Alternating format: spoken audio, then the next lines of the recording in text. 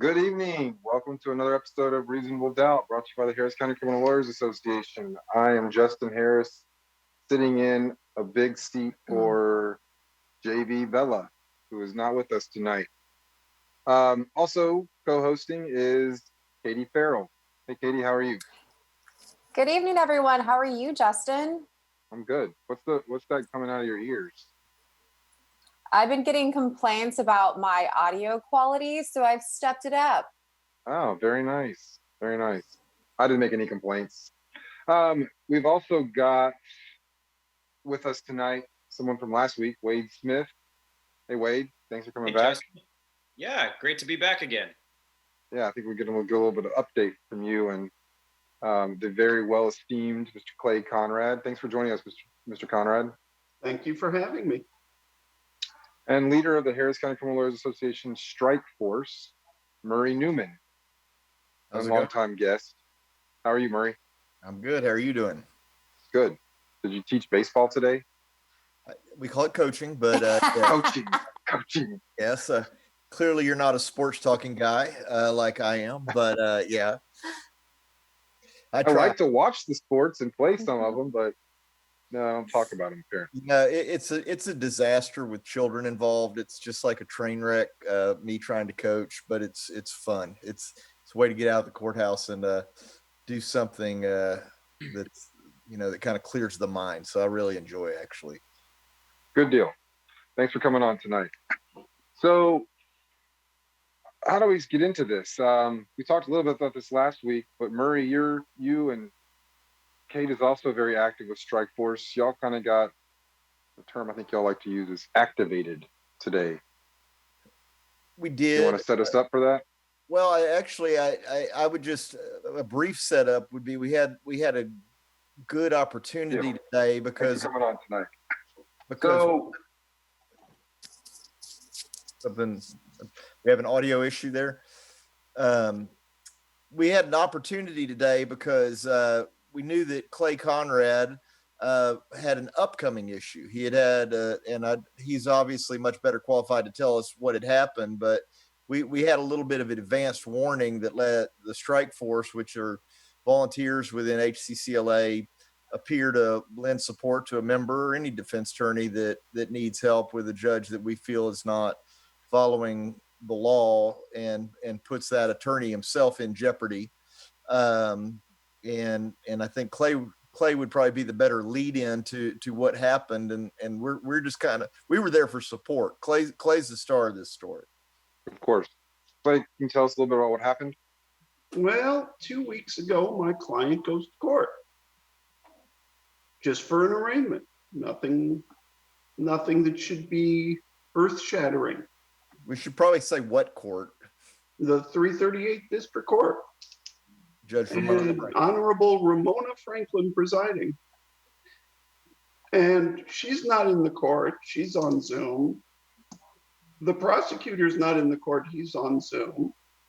The only people in the court are two armed deputies and the person I learned today is the CLO, and she's going in and out. The court liaison officer, basically the court probation officer. So those three people are the only human beings in the court. They want my client to come in and they want me to be on Zoom. And I have a problem with this because I cannot tap my client on the shoulder from Zoom. I can't have a confidential conversation with my client on Zoom. I cannot see everything that's happening in the court or hear everything that's happening in the court on Zoom. So I don't feel like I can be an effective lawyer if I'm on Zoom and my client has to be in court. If we're both on Zoom, I can handle that because I can still communicate with my client privately. But if I can't communicate with my client privately, I can't do it. So the first setting, she put off. This was 2 weeks ago. 2 weeks ago. Then I get a message from the court coordinator that I will be allowed in court next week. So we do the same thing a week later.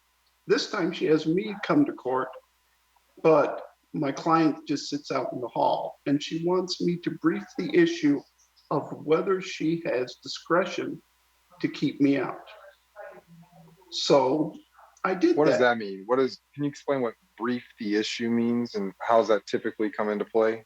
She wanted me to write a memorandum with the law and the cases, showing that under existing law, she has to give me a chance to be an effective lawyer. All Seems I kind of want is basic. to do my job.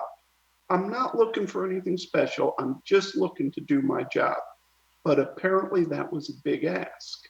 So I did the brief. When I go to court today, she says she hasn't read it. We got it in yesterday about 3. There was plenty of time for her to see it and read it.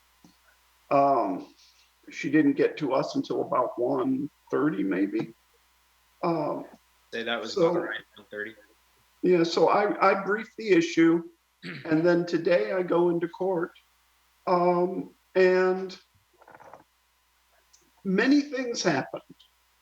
First, about 15 lawyers were out in the hall at one point, which is, I know that if you have a number of crows together, it's called a murder of crows. And I'm going to suggest that we adopt that phraseology. So there was a murder of lawyers out in the hallway. And I like it. I second that motion. It's better than a gaggle. yeah, and I am sure the court was aware of that basically I wasn't just there alone. And that was a great help, because I'm sure it made the court take things seriously that she otherwise wouldn't have. The second thing is that Samantha Kettering from the Houston Chronicle and her photographer were both there for 5 hours. That's really exceptional. And I'm sure the judge was aware of that as well. Well, when I went in today, she finally called me in about 1:30 and asked, why I thought I had the right. And I just said, well, I can't be effective. So then she orders everybody else out of the courtroom so that my Why was client she? can be What's in she the- worried about? What's she worried about? Apparently, when you put a lawyer in the courtroom, the COVID vaccine becomes dramatically more transmissible. But Because I'm sorry, and I'm just going to ask a quick question. But she is the one who's ordering your client to be in court, right? Yes. So it's okay for all the defendants to stand in the hallway together. yeah, and then come into the court. Okay, but one at a time, because that's when it matters. Yeah. Okay. And you were in that same courtroom around the same people scientifically 1 week ago. Pardon? You were in that same courtroom around those same 3 other people 1 week ago. Yeah, And you passed medical screening to come into the building, right? yeah, And so did your client? yes. Okay. Sorry, go ahead. The only people I would be afraid of, quite frankly, would be the clients who just got out of the county jail. Or Because the ones who are currently in county jail who she was bringing into the courtroom and And- having her staff exposed to by actually handling those people. But if you add a lawyer to the mix, apparently things are much worse. I didn't understand it. I don't think it makes any medical or scientific sense at all. But then she ordered everyone else out, and they had the client come in. But strangely, the other people didn't leave. First, the female deputy came in and was standing behind us, and I pointed that out to the judge, and she didn't care. And then the other people, one by one, just started to fill in and come in there. When the hearing was over, the male deputy was back in there. And then she had the CLO come back in. So the whole crew was there, exposed to us. It was complete theater. It was not effective measures to try to prevent the transmission of the virus at all. But in the end, she did let me represent my client, and I may be the first lawyer to represent a client in person in that court since the first lockdown. In a About year. more than a year. Wow. Well, and I'm gonna. That's astounding to me. It is. It is good for you for standing up for that and, um, you know, representing your client. Well, And now, sorry, not to interrupt, but I was no, going to go don't back because apologize. there was another issue with Judge Franklin's court besides not letting you into the courtroom to represent your client. It was also that her courtroom is not open to the public in any way. And that's the one you were the hero on. It was a team effort. So what happened there? So, well, backing up, I just wanted to mention that I'm a giant nerd and I stalk the district court live stream feeds. And so I'm pretty aware of which courts typically turn on their live feeds and which don't. She never has her live feeds on. And as we've heard, she doesn't allow anyone into the courtroom except for the defendant one at a time. The other issue is with her Zoom. It's not like this where she puts everybody into the room. You're left in a, what are they called? Holding meeting rooms or whatever. It's a Zoom waiting room. It says the host will let you in soon. And today, knowing that Clay was there at the start of docket, I was back at the office and I had Zoomed in, and I was not let in into the Zoom meeting. I was not let in until just before Clay walked into the room. They hold you in digital purgatory. Yeah. Right. So that way there's no public that is watching anything that occurs in that courtroom. Or lawyers or anything. In there, I don't know if this is true, but another defense attorney was telling us that she has ex parte communications with the prosecutor because the prosecutor is allowed in that Zoom the entire time. They're allowed in. So no, we don't know what's taking place on that Zoom before we're let in, and we don't know how long our client's been in there. So that's been an ongoing issue with her court. I'm not going to say that either of her bailiffs are going to be likely to hold my client down and read a confession out of her. But I would like to know that if someone was inclined to do such a thing, that someone else would see it. Right. Well, and coercion can come from things other than actual physical violence, right? You pointed out that there were two of the three court staff that were in there armed, right? And they're dressed in a way that your client's at least going to remember when he or she was released from jail, that they look like those people. Well, right? and it doesn't even have to be something intentional, right? I'm not saying that there's any intent on the court staff or the judge to do something improper with our clients. Things can be unintentional. You have what you just pointed out, like a show of force. You have these people in uniform, you have a judge there, and then our client is brought in by themselves. No one's there. We don't know what type of effect that has in our entire, that's part of our representation. And so that, I'm not alleging intentional conduct by the bailiffs or anything, but unintentional things can happen, and we need to be able to see that, and everybody needs to see. And plus, it's the law, open courts. Right. Well, and the law recognizes that being in a courtroom without an attorney leaves someone very vulnerable. Well, right. I would say we're missing the forest for the trees here. I think the big issue here is it's a Sixth Amendment violation. That by not allowing your attorney to stand with you, you're depriving the accused of his right to counsel. And I think that her argument would probably be that it's not a critical moment in there, but the way that she's been running things in her courtroom recently, she's been raising bonds sua sponte on people. And I think there was something that happened again today. Someone mentioned on the listserv where she's just walking in and arbitrarily deciding to raise people's bonds. So I think anytime you set foot in her courtroom, you're running the risk of it being a critical juncture because you don't know what she's going to do. Well, and I think that the United States Supreme Court has held arraignment is a critical step in the proceedings. So she doesn't get to say she doesn't think it's critical.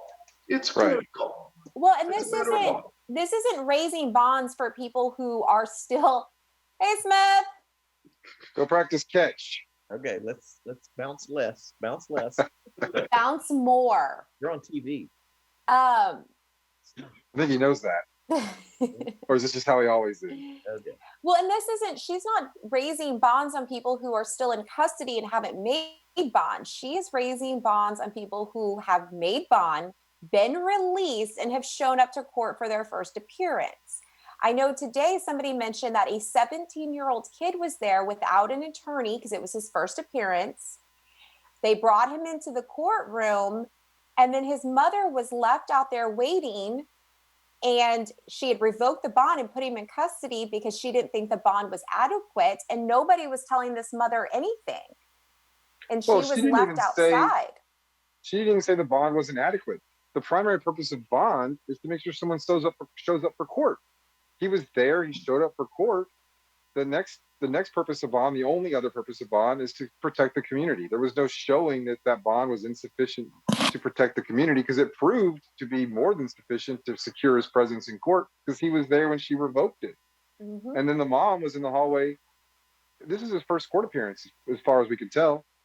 And she was saying, I just paid that bond. So now she's lost all that money, and he's in jail on a higher bond. And Kate, you said that she wasn't revoking bonds on people who were sitting in jail. There was another person who has been in jail for 2 years. Granted, there's an aggravated charge on that case, but for 2 years, and she hasn't been able to make that bond. And on a second case that she picked up while she was in custody for 2 years, the judge raised that bond as if now she's going to be able to come up with even more money than she already was not able to come up with in the first place. And Judge Franklin has been, criticized. She's been reprimanded by higher courts and by the Houston Chronicle has written an editorial that, usually I find kind of flimsy and toothless, but this one actually made me cringe a few times at how hard they went after her. I don't really understand what's going on or what her end game is with this. I think that I'm just going to go on this little rant a little bit longer, but Clay calling, her concern for spreading of COVID is a bit of a theater. I don't disagree with that. There are signs, revised occupancy sizes for each of the courtrooms on each of the doors. The occupancy for each courtroom is now 21 people. Multiple times we turned around and counted it in the hallway, and if you took out the murder of lawyers, there were between 12 and 15 people in the hallways who physically could not socially distance. They haven't moved the benches around in one bit. It would have been safer to allow the people to go sit in the courtrooms where they could socially distance and maintain less than the number of people they were in the hall. And the judge doesn't have to worry about her safety. The staff is all behind plexiglass the county has paid for, and as far as we can tell, is not being used in a lot of these courtrooms.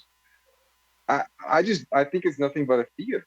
Well, let's talk claim about that one of her staff members. So when we first arrived, one of the bailiffs came out because the reporter from the Chronicle was asking, if I can come in, can I get on Zoom? And the bailiff, while not wearing a mask, explained to her that she could not come in because of COVID. And when the reporter asked, well, what about Zoom? Can I get on Zoom? No, you can't do that either because of COVID. I mean, that just illustrates the theater of all of this. Well, and let's talk about what the kind of the significance of what she's doing with the bonds. When you post a bond, you have a liberty interest in bail. In that bail, you have paid to have your freedom until your trial. And the code says, the code, case law, all of it, it all requires that if your bond is going to be raised or revoked or denied, they've got to have a hearing, and not just any little hearing, a full evidentiary hearing with testimony and the rules of evidence apply. She's not doing that. Also, if you're going to revoke or raise a bond, you have to have a reason for it. It's not just because I don't like it. So what happens, or what's been happening in Franklin's court, is that someone posts a bond, they get out, they're given a court date to show up in court for their arraignment, where they're given usually bond conditions or maybe a few other, find out if they need a lawyer appointed or if they're going to hire one, that sort of stuff. They show up. Most of them don't have a lawyer. That appearance is usually within a week of them making bond. And all of a sudden they find themselves alone in front of the judge. She asks the prosecutor to read the probable cause statement, the same probable cause that was read in front of the magistrate who set the original bond that they've already made. And she hears it again and says, that's not good enough. By the way, state, what would you like the bond to be? And the prosecutors are asking for a higher bond. And she gives it to them. And there's no evidence. There's no additional circumstances. The only thing that has happened since making the bond is they've shown up in court, which is the entire purpose of bond. And it's a complete violation of the Constitution and the codes and everything else. And she was looking for, I was watching when Clay was in there today, because we had some other motions prepared just in case things went really bad to file immediately. And I could tell, and Clay knew it, and anybody who was watching knew it, she was looking for a way to revoke and raise our client's bond. But when she started to review or go into the review of the bond, Clay was on his toes and said, oh, we haven't had any notice of that. That's the other thing. You have to have notice of this hearing so you can prepare. Well, and the other issue with that, besides notice on that hearing, is the rules of evidence apply to bond hearings. And so the prosecutor can't just be reading this hearsay dim summary. That's not how that works. Thank you. Yeah. Well, Yep. due process, Exactly right. due process literally means that process which is due. Mhm. You know, it's not a magic phrase. It's just that process which is due. And the first thing you have to do is give adequate notice so that when people go to court, they know what they're confronting. You don't want to be prepared for the wrong hearing. And my feeling was, Judge, you want to have a bond hearing? Schedule it. Put it on as a bond hearing. Label it as a bond hearing. We can do that. But don't just say, well, you're here for arraignment. And by the way, we always review bonds at arraignment. Okay, then you always have to give notice that you're going to review bonds at arraignment. You can't just spring it on people and say, sucks to be you. You know, and I've been down in Harris County doing this for 22 years. I know Clay's been doing it longer than me, but I mean, I don't remember any judge that's ever done this.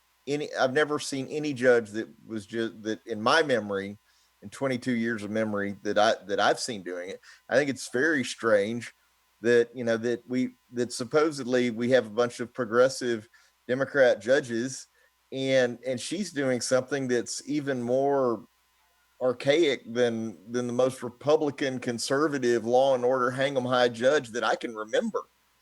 And And never would have done that.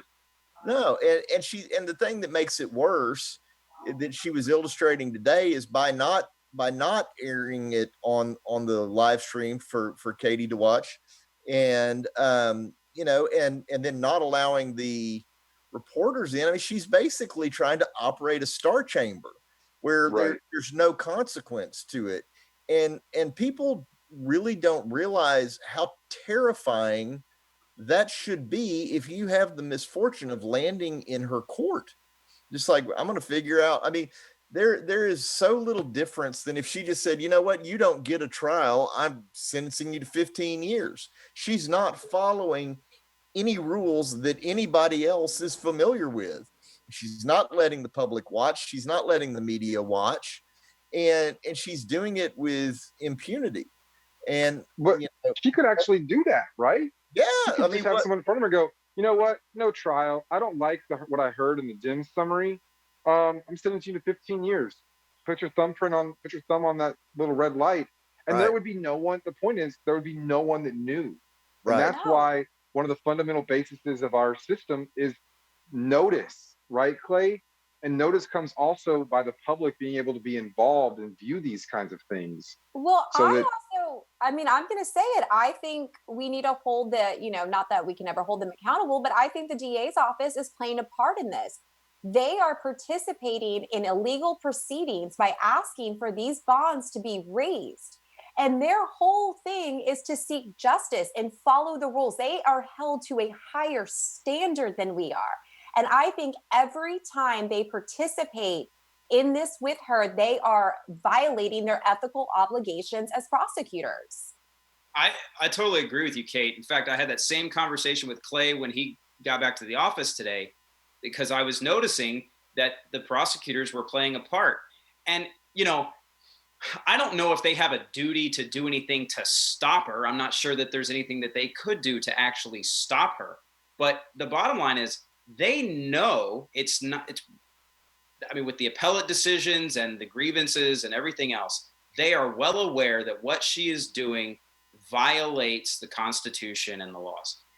And they are a knowing and active participant in it, not just a bystander who, when the judge says, state, what do you want the bond to be, to say, Judge, we have no opinion, or we think it's fine the way it is.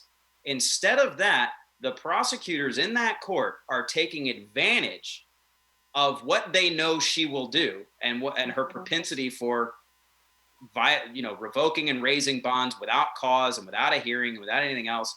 And I mean, to make it really simple, they are giving her the stick with which to beat the defendant, knowing she's going to beat them with it. And it's fine for the prosecutors to say, Judge, I don't think the bond in this case is adequate. We'd like a bond hearing next week. That's right. Absolutely. Right.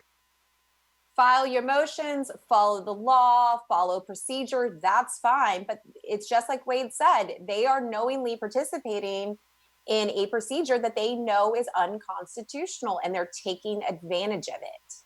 At the In least, this case, they're they have knowingly more than 2 participating. weeks. Right. And at the least, they're knowingly participating. At the worst, they're actively engaging with and taking advantage of. So Yeah, it's.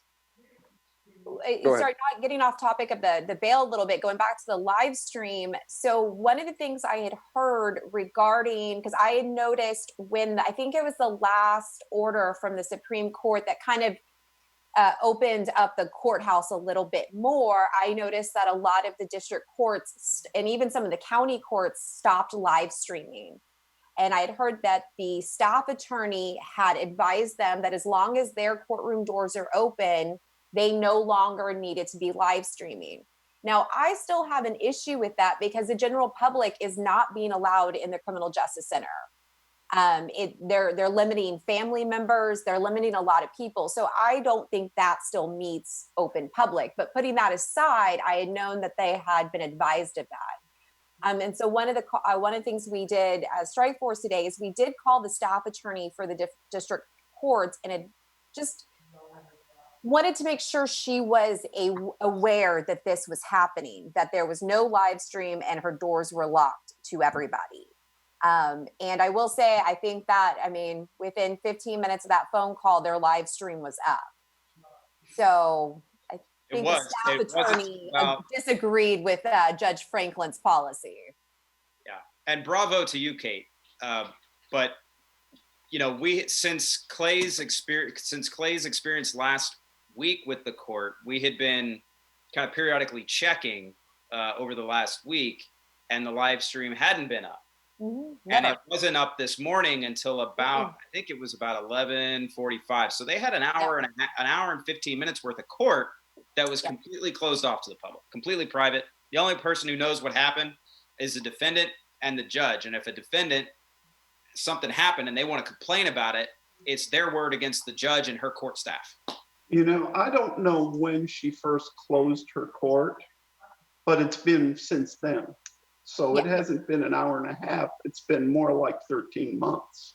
And like I was saying earlier, I pretty regularly, daily, all day, stalk that live stream. And I have never seen hers live before, ever.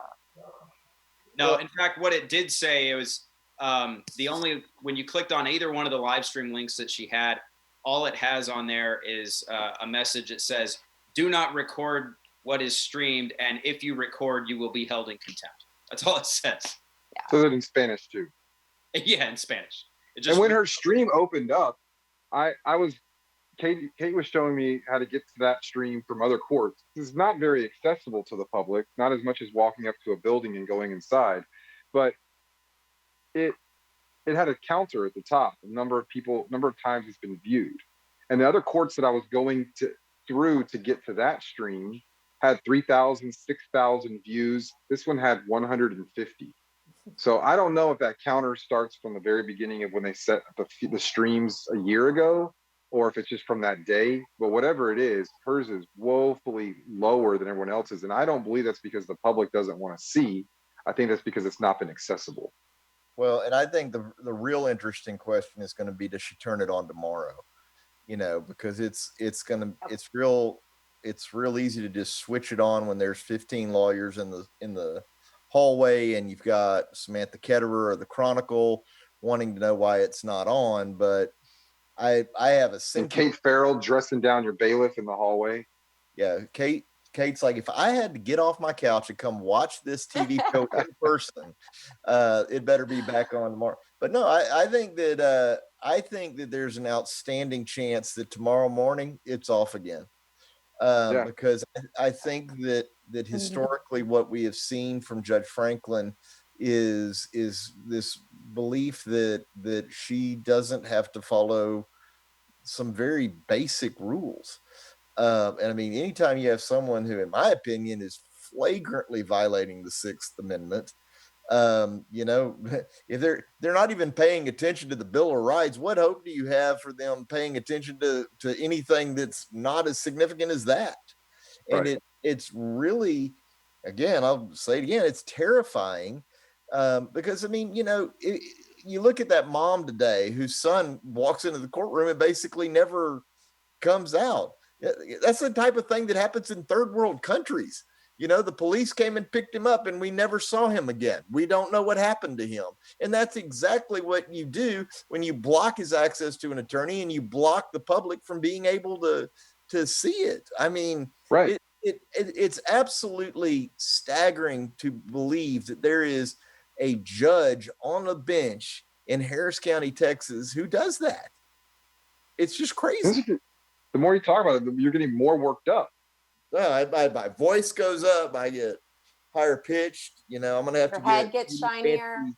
I have to get Katie's fancy earpieces but yeah, no, I mean, I am worked up because it's just like you can't do that. I was talking to my wife. She's not a lawyer, and her question was, "How do you do that?" I'm like, "You can't." But I mean, short of us storming in and saying, "We're going to take this lady's son out with us, Judge," I mean, you have to go through What do a you do? process that can go on for months. And it's so fundamentally wrong. It boggles the mind that Well, anybody would think it's okay. Well, I think that was part of, you know, when we were standing in the hallway kind of talking, it was like, okay, the bailiff has said, you are not coming in here. You know, we debated just kind of storming into the courtroom, and we decided maybe that wasn't the best idea. I was for it, so I still stand by that idea. But, you know, the bailiff had said, you would be proud of you.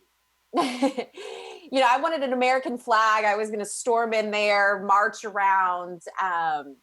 Next time I'm going to show up in my, you know, Navy uniform. It's going to be a full regalia. But at this point, you would be the HCCLA shaman. Maybe you can borrow one of the heads from Carlson. Yeah. Yes, I'm unicorn head. Yeah, the unicorn head or panda. You know, that was kind of one of the frustrating things is we kind of looked at each other and we said, okay, well, we can't go into the courtroom. We can't see the judge. We can't be on a live stream. We can't get on Zoom. I tried calling every number, pressing every, you know, I called the coordinator's number. I called the clerk's number in there. They all went to voicemail, and the voicemail said it was full. And so you couldn't even leave a message. So there was no way to get into contact with that court at that moment. And it leaves you, I mean, and we're attorneys and we're like, well, what do we do? I mean, imagine being a parent or, you know, a husband, a wife, anybody, you're left not knowing anything. You know, we ended up involving the staff attorney. We went to another kind of the presiding judge was out. Kelly Johnson was out, but so we went to another judge and kind of put them in the hot seat. But you know, this is when you're just courtroom doors locked, can't go in. Sorry. I spoke with that judge, and he wanted to point out that he is not second in command. He is not the second presiding judge for future reference. This is, well, tell him this is what happens when you're a good judge. Yeah, this is what happens when you answer the phone. Yeah. It's interesting is that, Kate, you mentioned we talked to the bailiff about what if we just came in, right? And you didn't use the term storm in. You said, well, what if we all just walk in right now? I'm pretty sure. And what did he say? What did he say he would do? Do you remember what he said? Yeah, he would arrest us. No, No. it's funny. That poor guy. Yeah, I felt bad for him. I felt bad for the bailiff because we asked him. He was being polite with us, and you know, I love that line that Jackie Carpenter said that I could speak any language I'm spoken to in. He was being polite with us. We were polite with him. You know, we said, well, look, are you saying we're not allowed in? And he said yes. He said, I'm saying you're not allowed in. And we said, what would happen if we just walked in? And he said, I would have to call my supervisor. Exactly. Exactly. There is a process that they go through. There are a lot of process they go through if there's someone who's breaking the rules, right? But the judge doesn't have to follow that kind of a process. No, and you do have to wonder whether a bailiff can legally enforce an illegal order. That's another question, whether he has his own oath to consider and he should have refused to enforce some of these orders. That's a question to be asked on another day. Yeah, no, I agree, but that poor guy was like, you could see the ulcer developing in the poor bailiff. like, oh man, you guys are just like really ruining my day here. That's well, you know, if there had not been supposed to give ulcers, not get them. Well, I have a question with regard to the public access part, right? Does anybody think that the Chronicle, given that their reporter and photographer were there today, is going to play any sort of role? Because typically when the reporters are not allowed into a public space, they kick up kind of a fuss about that. Yeah. Does anybody think that the Chronicle may or may not play a role in this issue going forward? I would say that they definitely are. I talked to Samantha Ketterer via text this afternoon, and she had indicated that the story on what went down this morning would be in the morning. It would be released in the morning.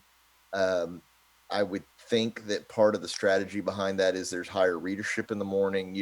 Rather it being a random article that popped up at 3:30 as opposed to something that you see, when you do your daily news briefing first thing in the morning.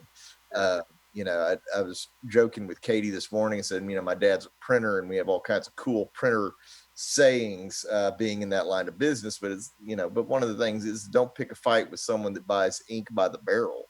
And I think that I do think it was a powerful moment for us being there, but where she made a huge mistake was barring the press, because the press gets very indignant about such things, and they will fight it tooth and nail, and making an enemy of the one newspaper in town is not a wise move. And the press should make a big deal out of it. I 100% agree. I mean, the Chronicle has their own legal lawyers on staff, I would imagine, and I would imagine that they'd be interested in their outlet being denied access to public hearings. Yeah, and the thing that I think is really interesting is where are we going with the phenomenon that is Judge Franklin? I know that Clay was around. I don't know about Justin, if you were around yet. You as you like to point out, you're much younger than me. But we had Janice Law on the bench in County Court at Law number 5 back in the early part of the millennium. And she became very notorious for erratic behavior, doing certain things that the law didn't allow. I think at that point, the DA's office was actually instructing prosecutors to walk out if they thought she was doing something that they could not be a party to. But Wow, that's she radical. became a very big lightning rod. But the stuff that she was doing seems extremely innocuous compared to yanking people's bonds the second they walk in the door and closing out the media and things like that. Well, so I want to read this. It's not a segue because I just interrupted you, but No, this go is ahead. the Chronicle's editorial from September 16th, 2020 about Judge Franklin. And it concludes with, as for Franklin, judges have a lot of discretion in how they run their court, but the power of the black robe is not unlimited. She may disagree with the bail set by the magistrate, in which case she can follow correct procedure to change it. Disregarding rules intended to protect defendants' rights is an abuse of her position. How can Franklin expect the people who come before her court to follow the law when she does not? And the Chronicle they hit the nail on the head with that. They're staying on top of this. There are other courts I think that might deserve some attention as well. But I hope that the Chronicle continues to play a role in this, as they have been. There's I had to sift through 2 or 3 other articles about Judge Franklin in the last less than a year on the Chronicle's website Well, just to find that. and once again, this illustrates how painfully slow it is to get a remedy when you have a judge who's gone off book. And I mean, thank goodness that the Chronicle is paying attention to it. But if they're shouting out loud about this is terrible, what's she doing, somebody needs to do something, and literally none of the powers that be are doing anything, that's just going to make the situation worse. I mean, and that's what I was about to ask or say is, this isn't a new issue. This has been going on. As you mentioned, there's multiple articles spread out over at least a year, and her behavior hasn't changed. Nothing has changed. The only thing that has changed is another, 500 people have had their rights violated. Well, the powers that be do nothing. Right. And the scary part is that she was up for re-election last year, unopposed in the primary, unopposed in the general election, or in several other judges, and we're stuck with her until 2024, at least. Well, and that begs another question that Rob Fickman was texting me about, which is the Democratic Party going to do anything about this? This is either rhetorical or certainly not one I can answer because I don't know. But she's supposedly a member of a progressive party in Harris County that's making great strides. Is there anything they can do about it? Is there anything they should do about it? They can counsel her, but they can't. She's a lawfully elected judge. They can't make her step down. Remember back in the day when Lloyd Oliver ended up as the Democratic candidate for district attorney, and the Democratic Party was not at all amused about that and tried to remove him from the ballot, and is like, good luck with that. I mean, the electorate has spoken. So no, I don't know that they can do anything about that. I'm sure there's some obscure provisions in there about, the incapability of being able to perform that, like contemplate someone who's died or had a stroke and is no longer conscious or something like that. But no, I don't think the party has any say over what she does. They can talk to her and ask her to cool it, but she can ignore them as well. And beyond that, the only thing that they could do would be to wait until 2024 and recruit somebody and run somebody against her in the primary and back that person heavily. There's an old quote by Lewis and not support her. Brandeis that for the law to be respected, it first must be respectable. And I think that in this sort of situation where you have a judge who is doing things that are not respectable, that it is our job and the job of the prosecutors to educate that person litigate against that person and correct that person's behavior, because it's not acceptable. You cannot expect clients to respect the law when they see the judge making it up on the fly. You can't expect people to want to show up for jury duty when they think that the law is just whatever mood the judge is in. There are rules. There are ways to force judges to comply with them, just like happened today. And maybe some judges are going to need a lot more correction and a lot more pressure a lot more often. I think the fact that today, for the first time, she had a live feed and a live lawyer in her court and lived to tell about it means that it can happen again. She doesn't have a way to say, okay, Mr. Conrad came in, but that's it. We're not letting anyone else in. The brief I wrote is on Jim's. It's available. It's public record.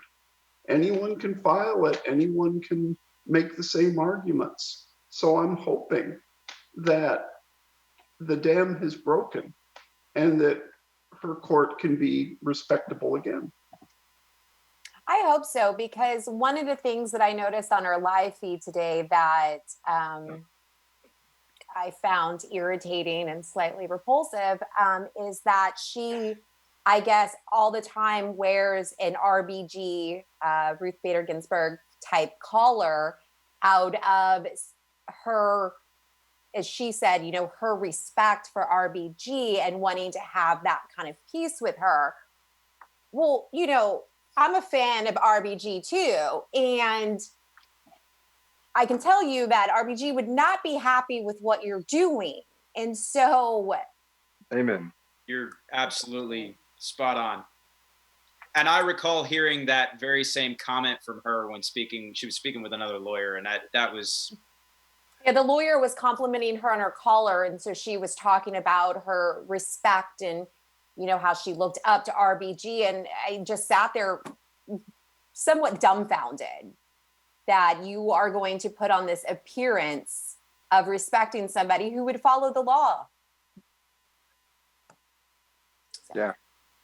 Kavanaugh would like what she does. Yeah. Murray, do we have, you mentioned we might have some comments from our viewers. We do have some comments from our viewers. One mentions that pointing out something that we addressed earlier is of whether or not the prosecutors are complicit in what's happening, or are they just kind of spectators to this. And an attorney has pointed out that the prosecutors are absolutely a party to it, saying that they are asking her to raise the bonds routinely. Tom Moran is of course being Tom Moran with like some actual legal sites, wanting to know. Tom always like wants to stump us with like, well, of course, you know, this subsection, you know what it says, and you're like, sure, Tom, I know, but why don't you tell us? Just tell us anyway. Why don't you just tell us anyway? But you know, he's mentioning a lawsuit with Houston Chronicle versus McMaster. 1980.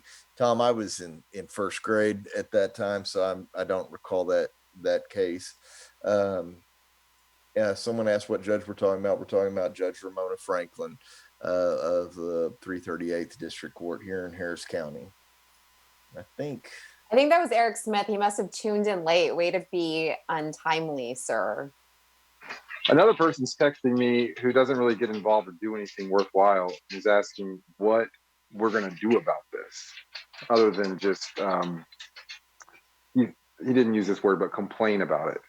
Well, I think, one, we need more lawyers to do what Conrad did, which was to not sit back and do what he was told by the judge, which was to stand up, do what was right by his client, not back down, and also come to HCCLA.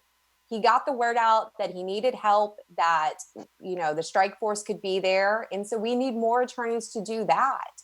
Don't let her stomp on your client's rights. Say no. get a hearing, get held in contempt. Come on, people.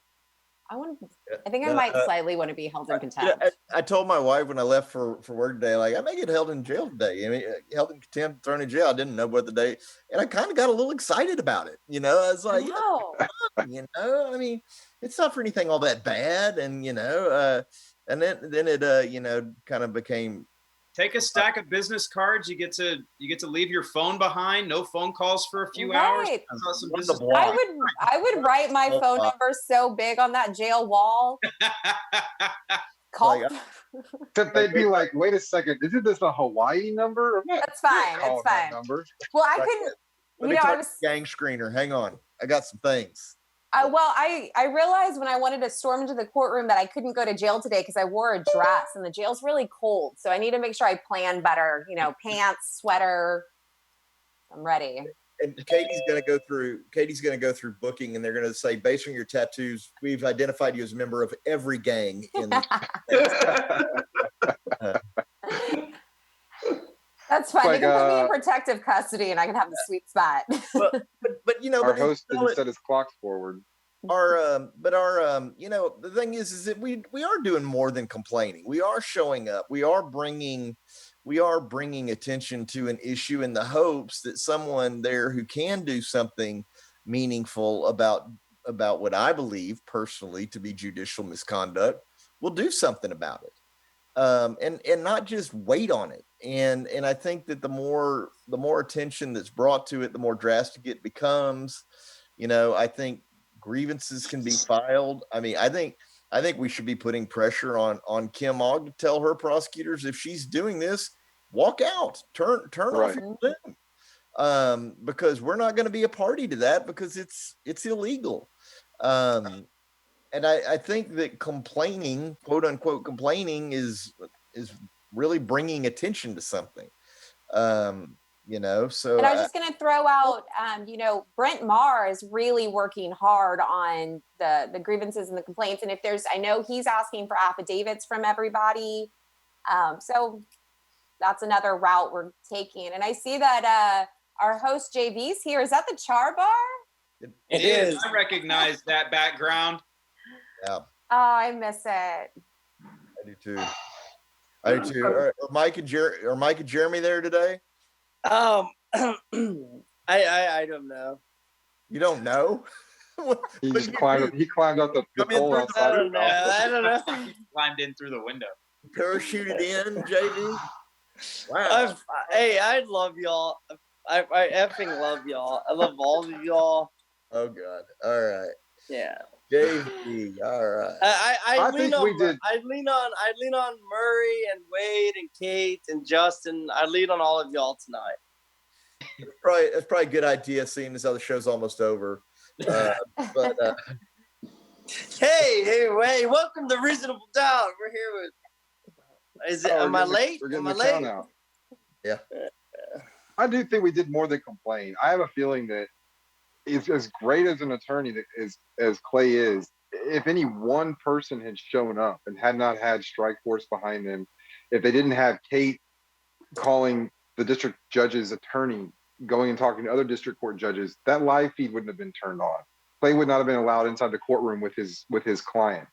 And then who knows what would have happened, because no one would be able to sit here and talk about hearing the judge tell other attorneys that she wears that collar in honor of a judge who she just completely slaps in the face with her judicial doctrine, or anything else that happened.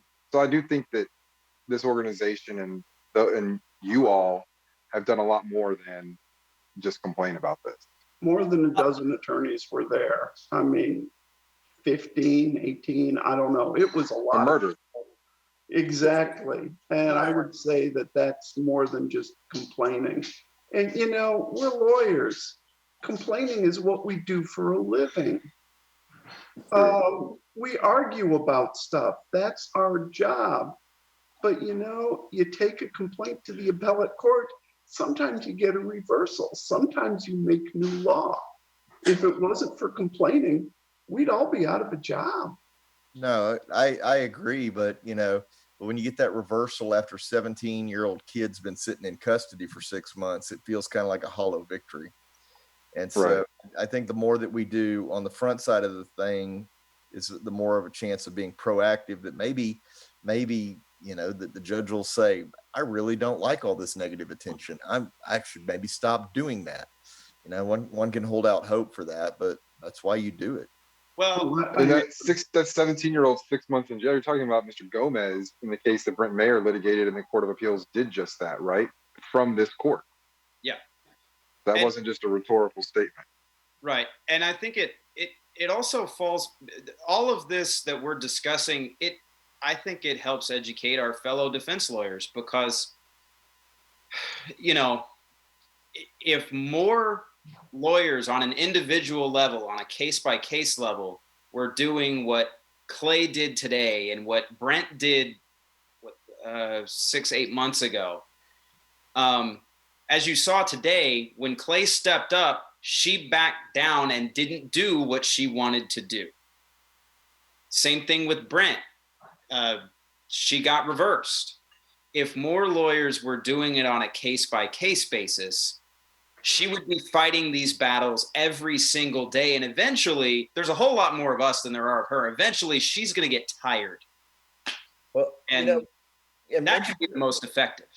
Mentioning Brent's case, we're talking about complicity. I mean, didn't the district attorney's office decide they were going to be the ones to take it up? Yes. Appeal and say, hey, what she's doing is just fine. So, shame on Kim Ogg for being a party to that too, because that's, how does she call herself a progressive with a straight face if she's participating in that? I mean, it makes no sense. Shouldn't. You're right. You shouldn't. So we've got 30 seconds left. Clay? I think we should let JV. I was going to say, JV should send us out. Ready. I'm ready to do my job. That's all I wanted to do. I didn't want to make a big fight out of this. I just wanted to be permitted to do my job. It shouldn't be a whole lot to ask for. Here, and good job doing that. Yep. JV, you want to send us out? Everybody, thank you so much. HCLA. Dance. Hey, Ramona Franklin, I'll tell you what, HCLA is watching you and everybody else, rock and roll, Murray, Wade, Kate, Houston Media Source, Clay Conrad, HCLA Reasonable Doubt, here along with Todd DuPont. We're sending you out. HCLA, adios, amigo. Take an Uber. Thanks.